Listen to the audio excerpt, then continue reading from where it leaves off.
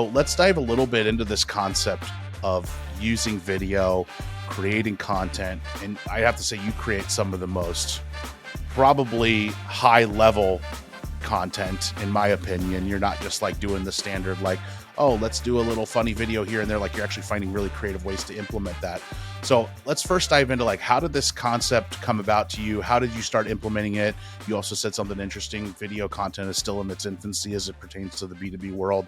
Let's take a deep dive into Chris and your background and kind of how you came to this conclusion and started integrating this into your sales process. Yeah. So the easiest thing I could say is everything you see me doing out here, it's kind of all an accident. I never thought I would start a business. I never thought I would be a LinkedIn content creator. I never thought I would be coaching people on video. I just kind of fell into it. And it's a combination of a few things. One, I did sales for a long time. I was selling education technology when COVID struck. And it took away my three best ways of engaging with prospects, which were call the office phone, visit them at an educational conference, or visit them on campus, because I was selling to universities, right? So COVID happened. No one's in their office anymore. All my trips were canceled. All the conferences were canceled, right? So there goes my three best ways of outreach. So I started getting on video, and I quickly realized I could do it better and faster than anybody else on the sales team. Sellers would be trying to make 3 or 4 videos in a week. I could make 25 in an afternoon. Why? Because I have this other double life that I had been living. So it was a combination of, I've done some television work, I've been on network television, I've done some web series, and I was also a comedian for a long time. I was writing and directing sketch comedy shows at Chicago's Second City. I was doing shows, and I have some close friends who moved to Los Angeles.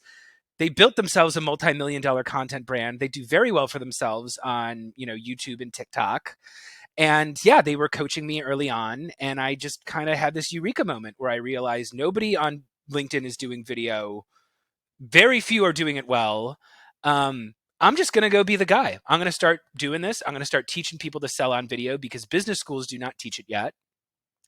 And I quit my job with a 1-sentence email. I threw myself completely into this. And 2.5 years later, I'm glad I picked this lane because it's a hell of a lot of fun and still nobody's doing video. So it's really easy to get noticed. Yeah. When I was full-time hiring at my last company before I went out on my own, I think I had maybe one SDR out of 400 and some odd applicants send me a video through either, I think it was directly actually to my LinkedIn. They connected with me on LinkedIn and sent me a video. And I was like, wow, that's really interesting. I guess spam applying is an easier way to do it, though. And who knows? If they're on unemployment, I think they have to apply for a certain number of jobs every week. So maybe that's the goal. You just be an armchair applicant, sit there and apply all day long. I want to pick your brain a little bit and put you on the spot about video because you said something interesting. A lot of people that are creating video aren't creating it well. I'm seeing a lot of video on LinkedIn now, more than there was, probably not as much as there will be, because like you said, it's in its infancy. But I'm seeing a lot of the same thing. And I can see a little bit of when someone isn't really thinking about the best way to get engagement on the platform. Great example. I can tell when someone uploads a clip from their podcast directly to desktop to TikTok, and then they get 211 views and 2 likes. Even though the content may be good, we know that you really shouldn't upload from desktop to TikTok.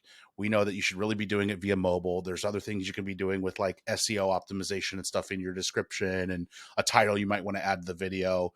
You see people repurposing that stuff with Repurpose.io to YouTube Shorts and Facebook and Instagram Reels and not getting reach because those platforms are smart at deprioritizing the content. So you should really be uploading it natively. Again, maybe through mobile in some aspects, but what are like 1 or 2 key things that when you see a video automatically triggers a red flag that it's like, you did the video, but you didn't do it well? When you talked about some people are doing video, but they're not doing it well. What are the 2 most common things you see where you're like, okay, you did the video, that's step number 1, but here are 2 things you could do a little bit better? So the simplest one is eye contact. I am always looking straight into the camera lens. That's why I always have good, confident eye contact. You can tell when somebody's looking at the screen because they get these little micro movements in their eyes that look like nervousness, So that's step number 1. If you're just looking straight into the barrel of the lens and you have like the camera at eye level, you are speaking eye to eye with the other person. And it's just not an immediately obvious thing, but it helps.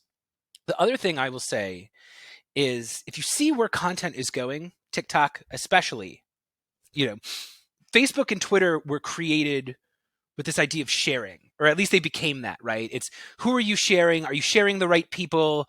What's trending? What's retweeting? Now the content platforms want you to be a creator.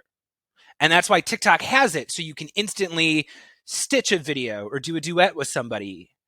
And I think intro content creators forget about the audience.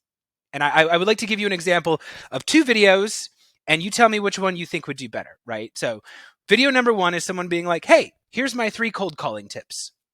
Boom, boom, boom. Follow my tips and you'll smash your quota, right? That's video number 1. Video number 2 is somebody saying, hey, I'm a sales rep and my biggest struggle is I can never make enough dials. So I promise you, LinkedIn, every day I'm going to make 100 dials and I'm going to report back at 5 p.m. and tell you how they went. And if you have any cold calling tips to help me out, drop them in the comments because I could sure use some help. Second video is going to go way better, right? Because the audience is part of it. The audience is going to weigh in. And most importantly, you've created this live moment where they don't know what's going to happen. Maybe you're going to fail. Maybe you're going to fall short of your goal. I always tell creators, okay, you've got your 3 cold calling tips.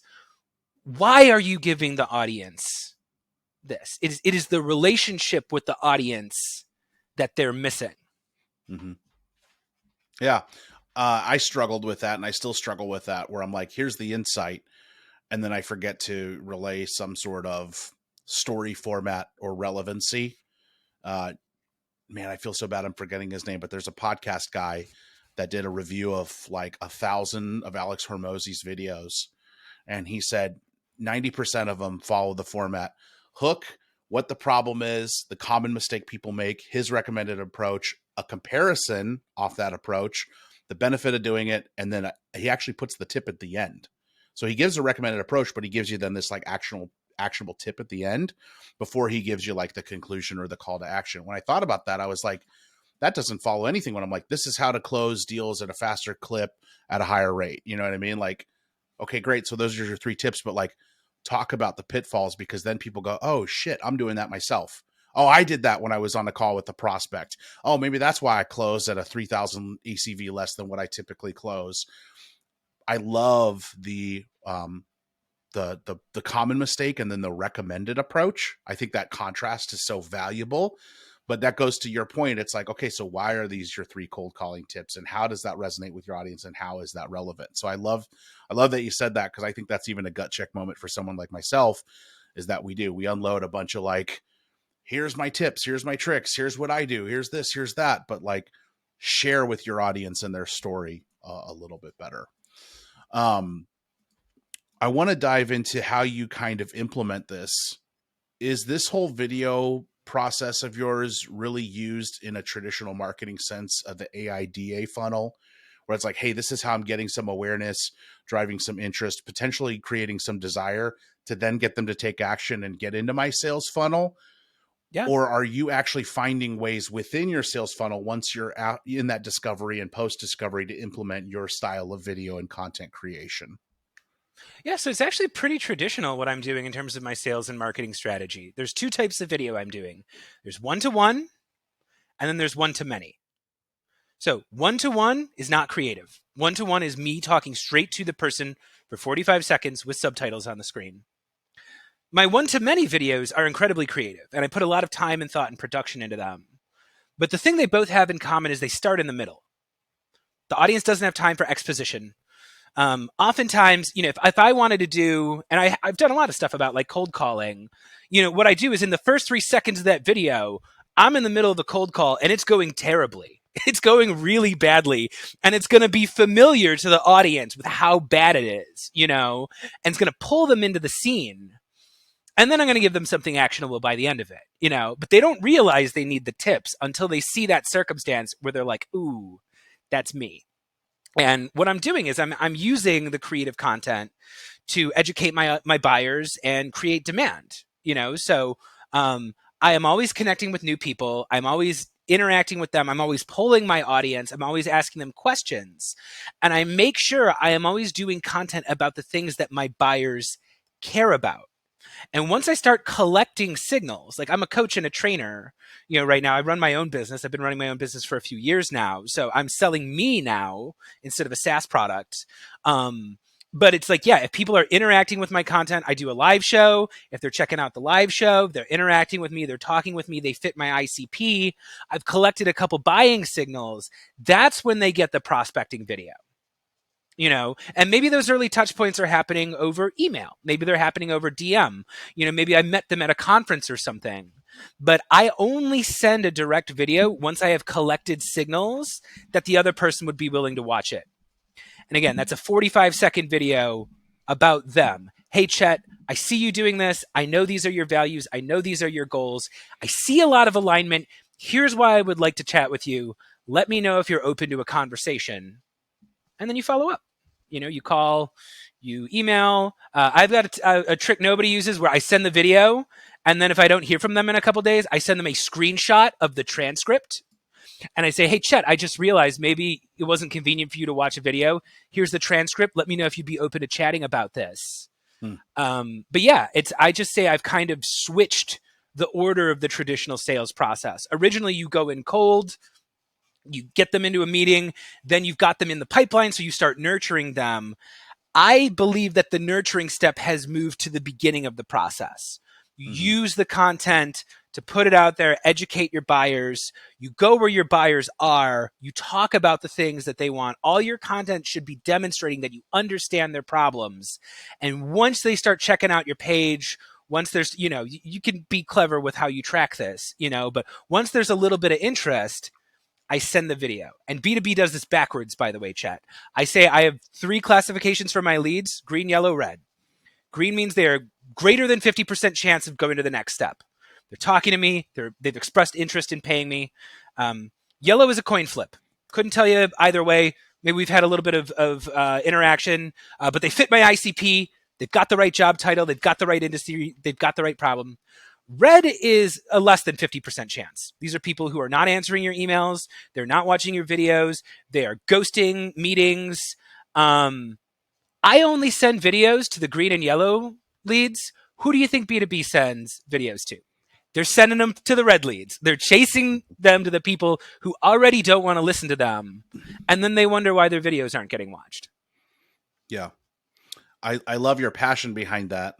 Because I've been to a couple conferences this year already, and there's this whole talk about like, oh, there's too many sellers, there's too much noise, this and that. I don't think there's enough noise. I think the problem is where they prioritize that noise to where you said, and you're probably, correct me if I'm wrong, a visual learner. That's probably why you associate that green, yellow, red.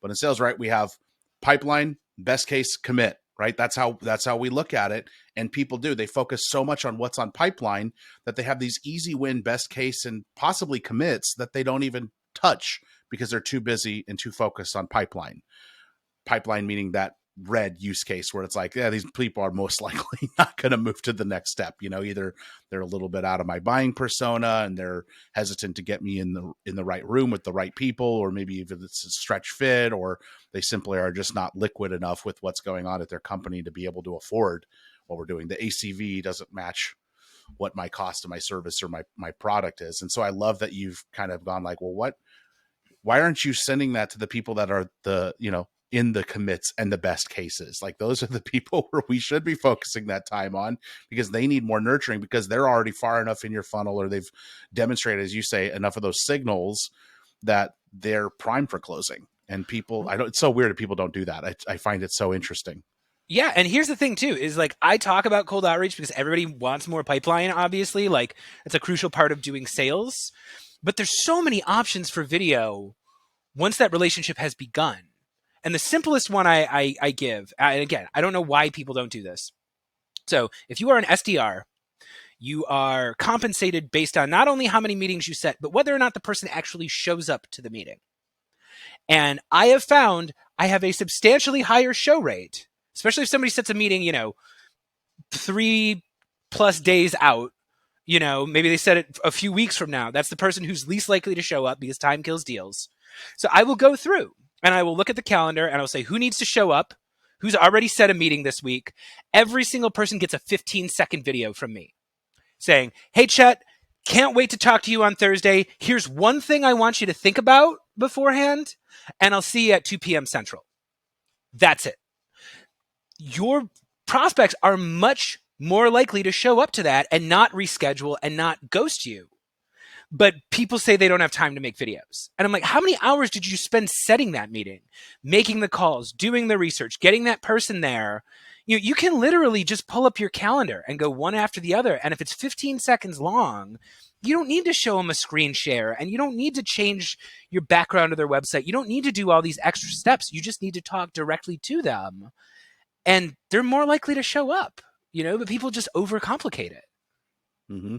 I had a discovery call myself today where when I was done, I was sitting here and it was a pretty long list of like requirements and things we needed to move forward.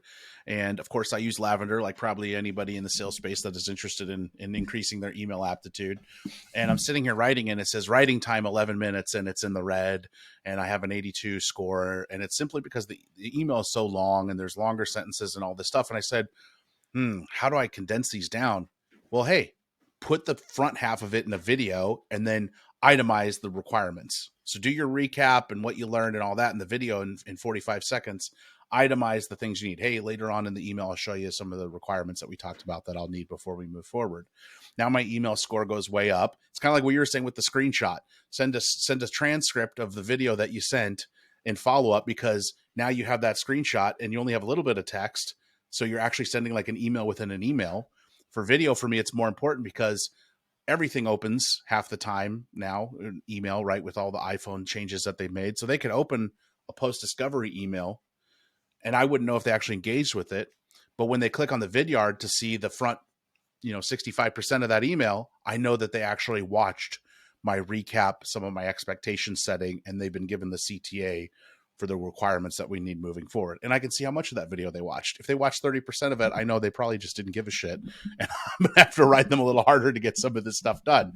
But I love your concept of that transcript in the email, but then also in the pre-discovery, how you leverage video to get them to think about that one thing. It's a great way to increase your show rates as well, I'd imagine. It's also a great way to utilize your champions. So this is another thing I do. So buying is very much a group process now. So, you're having a meeting with your champion. I was always taught, maybe you have the greatest demo on earth. It doesn't matter, because as soon as you're not in the equation anymore, now your prospect has to sell for you. And if they don't have their own reasons, they're not going to be able to do it. And what I found actually is, like, people worry about delivery rates, they worry about landing in spam. Well, the easiest way you can make sure the video gets watched is if you send it through your prospect's internal channels, right? So I coach people, and this is something I do. You have your meeting and it goes great, and you're like, okay, who else is going to need to be in on this decision? What do you think they're going to say? Why wouldn't they want to do it? You ask all those questions to get the information out of them. When are you going to meet with them next? Do you have a recurring meeting? Okay, you're meeting with them. You have a one-on-one on Thursday. All right, let's get back in touch then Friday. And why don't I just make a recap video, just summarizing what we talked about today? Again, a lot gets discussed in a demo, right? Because it's 30 plus minutes. But you send that 60-second video, and again, it's about them. Hey, Chet, really loved meeting with you today. I'm really looking forward to hopefully talk with Sean and Sarah, because as you mentioned, you're working on this. There's this priority that's coming up. Here's this thing that you're coming with, and I think I can help you with that. So let me know if you're ready to take the next step, and thanks for chatting with me. And it's like, there is a memorialized 60-second version. It's the stuff that I know the other decision makers are going to want to talk about. And yeah, if that gets shared internally in a Slack channel, if they send it through their own email, it's much more likely to actually get through. And yeah, we can monitor the open rates on these things. We know they're watching it. So if all of a sudden it has 10 plus views, I know they just shared it out. And I know that multiple people have watched that video, and I'm up here finally, Yeah. Exactly. It's a way to leverage your champion to get that multi-thread approach without actually having to multi-thread to some extent. Yeah, you're keeping them doing stuff with you too. And you're making it easy for them. They don't have to remember everything. Mm-hmm. Here it all is in one short professional video that's easy and quick to watch. Yes. I love it. Chris Bogue, you can check him out on linkedin.com/in/Chris Bogue, Bogue. He has the Chris Bogue method, the complete guide to selling on video, available on LinkedIn. Love the QR code at the top in the header image. I might have to snag that. I think that's a very, as you said, make it easy for them. Oh, I can just scan my phone and go from there. That's awesome. I love it. Chris, any parting words for the audience when it comes to this whole video and content creation process? Any final tips or lasting wisdom you would give to encourage everybody as they look to go from infancy to potentially at least a novice in the video and content creation space? Yeah, I will say too that you can get the course at chrisbogue.io too. That's the website where it's housed. So go to chrisbogue.io if you want to check out the course. It's fast and funny, and it covers everything at all stages of the pipeline, including editing, subtitles, LinkedIn growth, lots of good stuff. I would say if you want to get serious about video prospecting, don't think about making 100 videos. Think about how can I make 5 in one sitting. I believe every seller should be able to cold call. They should be able to cold email. You should be able to sit down with a list of 5 names and just bust 5 videos out and send them out in less than an hour. If you can do that, if you can do 5 a day, that's 25 a week. If you hold to that, that's about 100 videos per month. Most teams are sending 0. Mm-hmm. If you can send 5 a day, you are ahead of the pack. If you can't get to 5, start with 3. 3 a day, work your way up. And most importantly, watch them yourself. Put yourself in the audience seat. If you are squirming, so is your audience. I squirmed too when I first watched it. It probably just means you need to get tighter with your message. You need to be more conversational on camera. Maybe you're not framed right. Whatever it is, start with 5 a day. Actually sit down and watch them, and have fun. Yeah, that's what it's all about, man. Chris, I love it. Thank you to all of our repeat listeners and first-time listeners. We'll have links in the show description below for Chris's LinkedIn profile, as well as access to his course at chrisbogue.io. If you're interested in engaging with us or the SalesRx community further, we'll have access to all of our resources in the show description. We appreciate everybody. Thank you, Chris, for joining us, and we'll catch everybody on the next episode. Thanks. Thanks for having me, Chet.